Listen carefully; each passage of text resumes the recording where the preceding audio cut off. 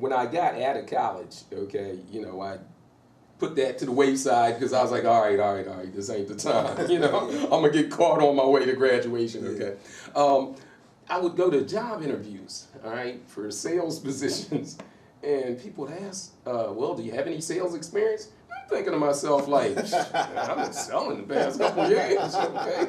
So for those who interviewed me and I said I was selling T-shirts, yeah, that's what we're going to stick. That's what we're going to stick with, okay? Why? Because I could use those same principles and apply it to selling T-shirts, okay, to explain my experience, okay, with sales. Now, let's hear a little bit more about how many books do you have? 5. All right. What was the genesis of the first book? Everybody asks me that, and I don't have it. I don't have one. I've been somebody who has always been able to do whatever I wanted to do, and so I'll just see something and I'll just do it. And I just wanted to write a book, and I just did it. There was no epiphany moment or anything like that. I just did it. And how long did it take you to write the first book? The first book, it really only took me around 4 months to write it. Okay. But it took me a little over a year to do it and get serious, you know. So I would start writing, and then I might not write nothing for another month. I'm doing something else. But when I really sat down and did it, it might have took me 4 months to write it. Okay. So it really was a spiritual project, something that you felt. And when you felt like getting back into it? Well, my cousin is the one who got me to buckle down, because I just was I was doing so much stuff. And he asked me, so when is your book coming out? I said, he said, when is your book launch date? I said, I don't know, I ain't finished the book yet. He said, well, won't you set a book launch date and then force yourself to have to write it? Okay. And I was like, you know what, I'm gonna do that. So I set a date, I booked the place, and then I was forced to finish it. So what's the first book called? The first book is called Come Out of Your Tomb. All right. And then that led to? Transformational Growth, the 4 phases of transformation. All right. Just a little bit about that. Which one?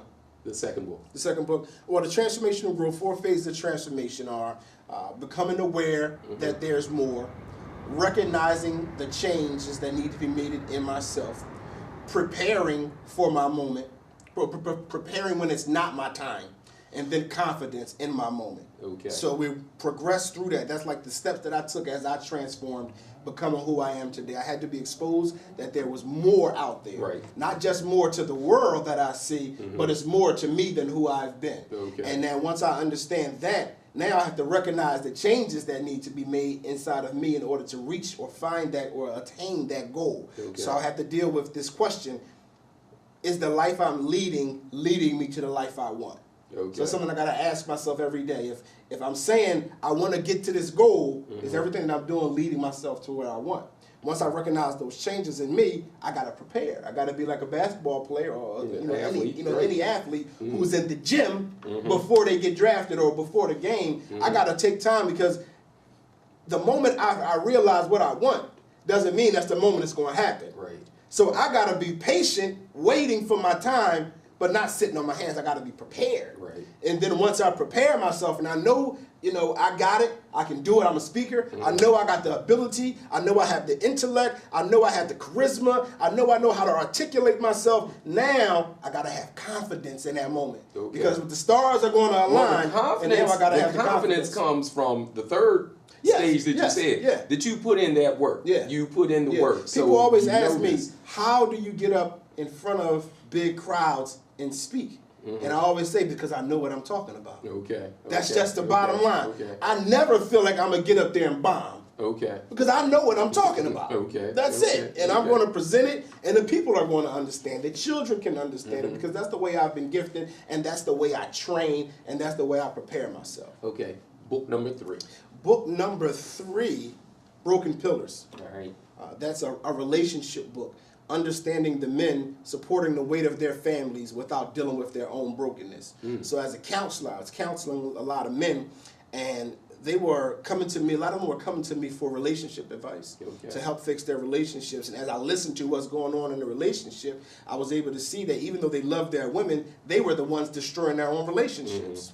And the reason why they were destroying their relationships was because they were broken. And they never attended to their brokenness. The world doesn't even allow for men to be broken. Well, you know,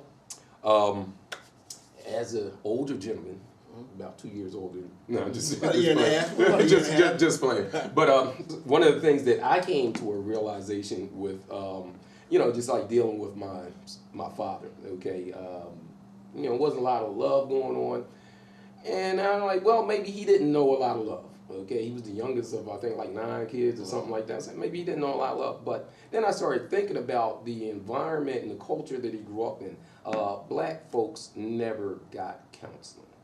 Never, ever got counseling. You know, I would watch Woody Allen movies in the 80s and stuff, and I'm like, man, this boy talking about you every week. Okay, you know, who does that? So when you think about the traumas that our people have dealt with, I'll just say silently for the most part. So, and then we pass that on to the kids. So all of us have to understand that we are still products of our forefathers and our mothers, and go back and, you know, they may not want to tell you how they dealt with whatever it was they dealt with, because, you know, they dealt with it, but understand that sometimes the love that we want, you know, that we see on TV, that's in theory we're supposed to get, it might not be there because they didn't get it. It's the best they can do. Now, also with that, it's crazy. I was just at an event talking about this last night. When you read the book, The 5 Love Languages, there are different ways people express love.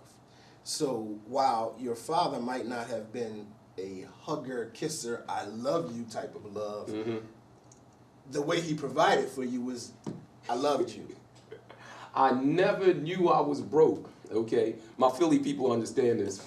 I grew up in an area called the Bottom. Okay, the Bottom for a reason. Okay, but I thought I was middle class till I went to college. Why? Because our lights were always on. There was always food in the refrigerator. You know, occasionally people be ringing our doorbell, burning eggs, right? And you know, that was that love. The man went to work. He went to work every day. That was so while he might not have shown it the way some of us identify love, or the way our mothers show love.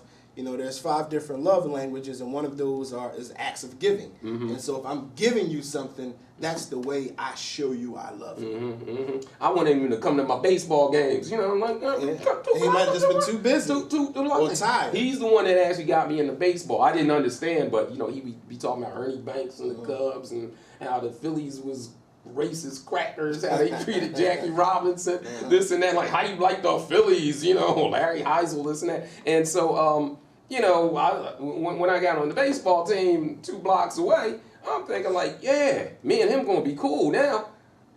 Nah, he ain't over there. But like I said, years later, you know, I had to reconcile, like you're saying.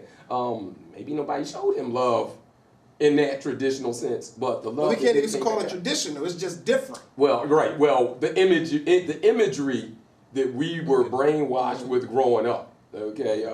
Because I was at the event, I was talking. I was asked, you know, how did we see love in, you know, in our families, where people are affectionate, where people are telling you they love you, and I'm like, you know, I'm starting to think about it. Like, you know, I grew up, you know, my father died when I was 10, so I was mainly around my mother's family, and 9 aunts and uncles, well, including my mom.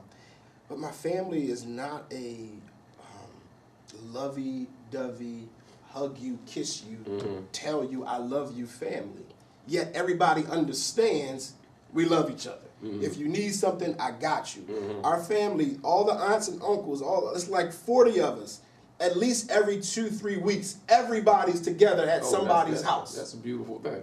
But yet, the hugs and the articulation of I love you is absent. But nobody feels like their mother or their aunt or their uncle doesn't love them. Like my Uncle John, probably the only one that used to hug us a lot. But outside of that, so that image of love is not there, but yet we all know the love is there.